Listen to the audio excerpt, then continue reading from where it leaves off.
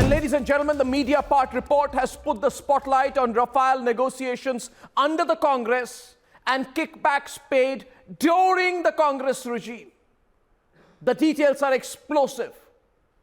The entire Rafale issue turns around right now and lands straight on the doorstep of those who claim there was a scam. Here's the story. Here are the facts some people try to avoid, and then we debate. Bharat में fighter aircraft की critical operational necessity का ध्यान में रखते हुए मैंने राष्ट्रपति जी से 36 Rafale jets fly away condition में जल्द से जल्द दोनों सरकार के समझौतों के माध्यम से खरीदने की बात की है. In April 2015, Prime Minister Modi, during his visit to France, announced the government-to-government agreement for the supply of 36 Rafale jets. Almost a year later, the then Defence Minister Manohar Parrikar signed the deal. A proud moment for India, as the Air Force got a multi-role combat aircraft, a critical operational necessity. But in the run-up to the 2019 general elections, the Congress used the historic deal for politics. भाई और बहनों, देखिए, पहले नारा हुआ करता था अच्छे दिन आएंगे, याद है आपको? अब नया नारा सुनिए, चौकीदार. तो ये कैसे हो रहा है?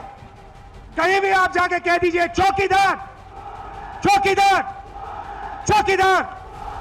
तो ये कहां से बात चली? Now, as 29 Rafale jets land in India, the deal is back in focus. But this time, it's the alleged dubious negotiations during the UPA era that has come into focus.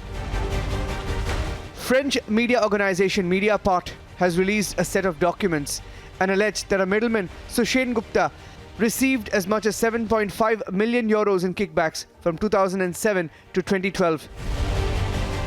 As part of its ongoing investigation, French media platform Mediapart has come out with invoices of some offshore companies that it says were part of kickbacks that defense agent Sushen Gupta received from Dassault Aviation, which he then routed through a Mauritian company.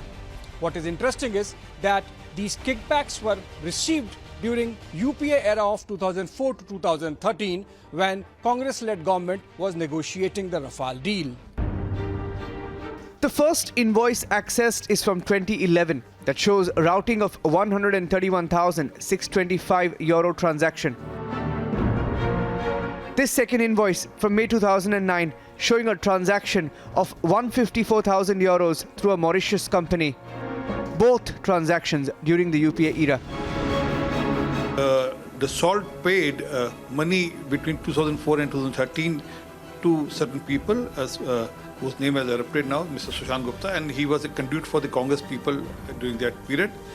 But I still remember that then the Defence Minister has asked for an inquiry into it, and the total deal collapsed. The problem is with the Congress now. They need to answer who was Sushen Gupta dealing with in Congress party. The key player here seems to be middleman Sushen Gupta, who was arrested by the Enforcement Directorate in 2019 in the Augusta Westland case. He's believed to be the middleman even in the Rafale negotiations under the UPA government. And as per the French media report, the CBI received these documents in 2018 during the Choppergate investigation. But it's unclear whether the agency investigated it further.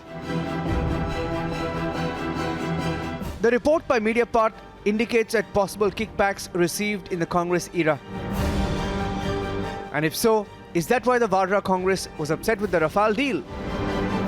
Because when the alleged middlemen were removed, a government-to-government pact was signed. Let's debate.